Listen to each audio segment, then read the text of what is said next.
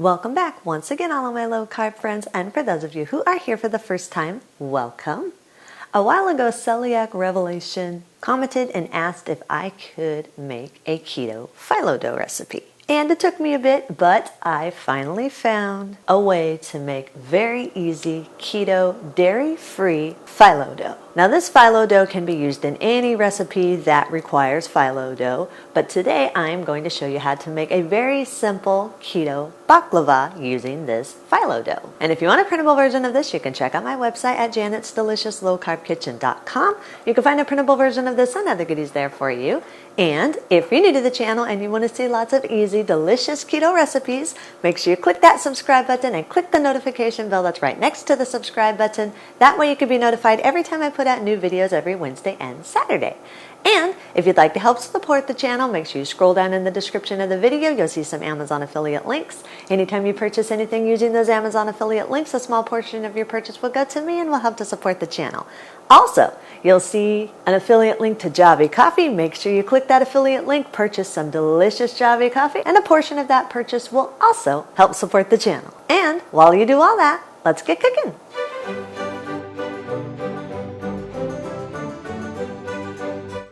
Preheat your oven to 350 degrees.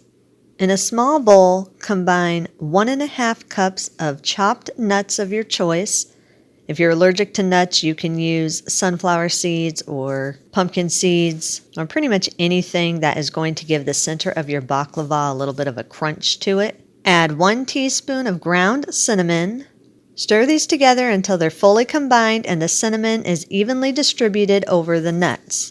Then set that aside for a minute. In a large mixing bowl, combine 2.5 tablespoons of psyllium husk powder, a 1/4 cup of almond flour, or if you're allergic to almonds, you can use seed flour, 2 tablespoons of coconut flour, a 1/4 teaspoon of baking powder, 1 teaspoon of xanthan gum, and an 1/8 teaspoon of salt. Whisk or sift these all together until they're fully combined and there are no lumps in the dry ingredients. Add a 1/2 tablespoon of vinegar. This is not going to make your dough taste like vinegar. It's just there because the vinegar helps the dough to crisp up better when it's baking. Add 2.5 tablespoons of the oil of your choice. I'm using olive oil here. You can use any oil you want. Add a 1/2 cup of warm water. Make sure it is warm water. It helps soften the psyllium husk powder better. Stir these all together until they're fully combined and you have a soft dough that's formed. Push the dough all together to the center of the bowl and form it into a smooth ball. Massage the dough for about 1 minute or until some of the extra moisture begins to absorb. This dough is going to be a very moist dough, but it should not be sticking to your hands. If it is sticking to your hands, then just add a tiny bit more amount of coconut flour, not a lot at all.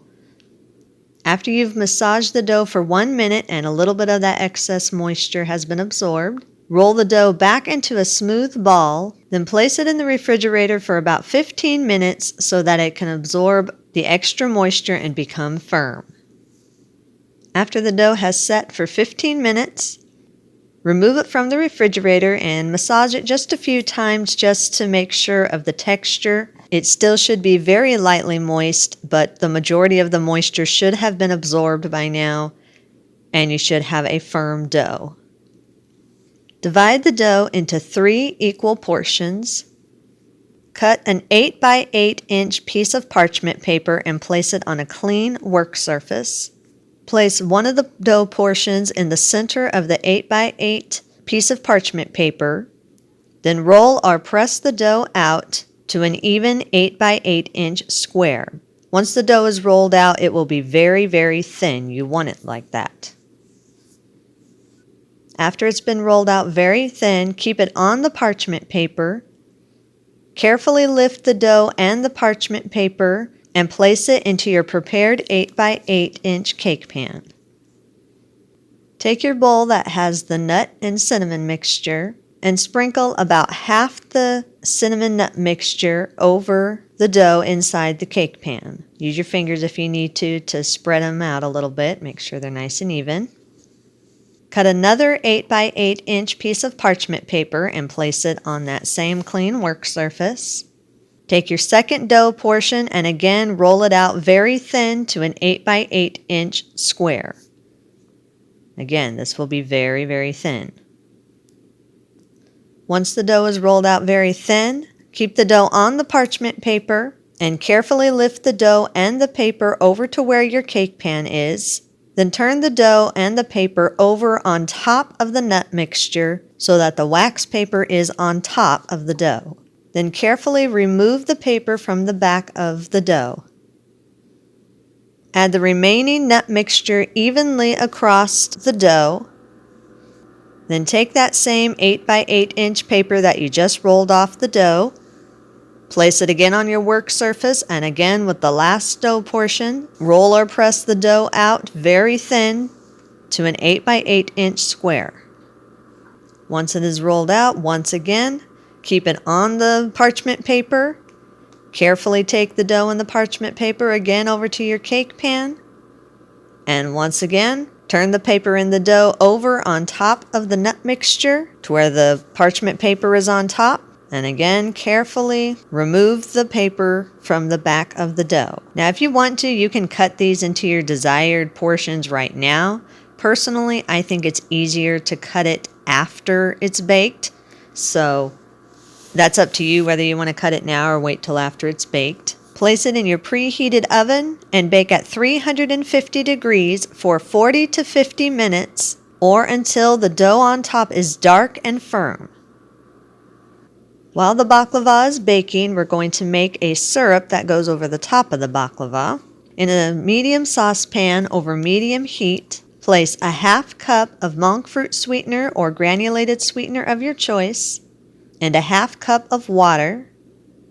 Whisk these together until they're fully combined. Then keep whisking constantly until the mixture comes to a low boil and the sweetener is fully dissolved.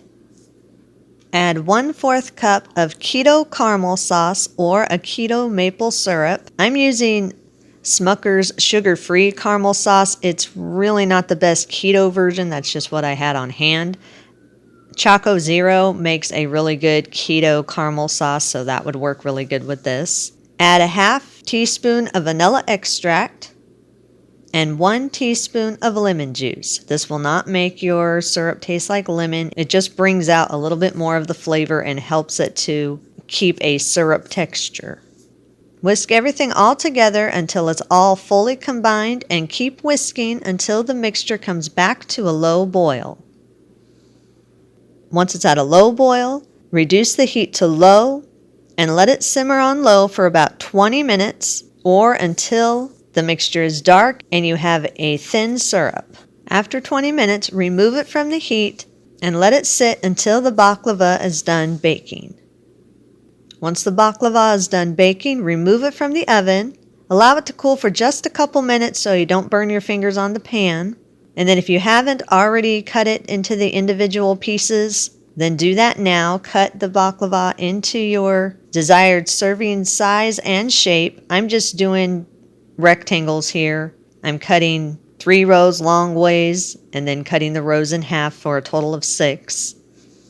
Once you have your pieces cut, then immediately take the syrup and spoon it evenly over the top of the baklava and let it drip down inside the cuts.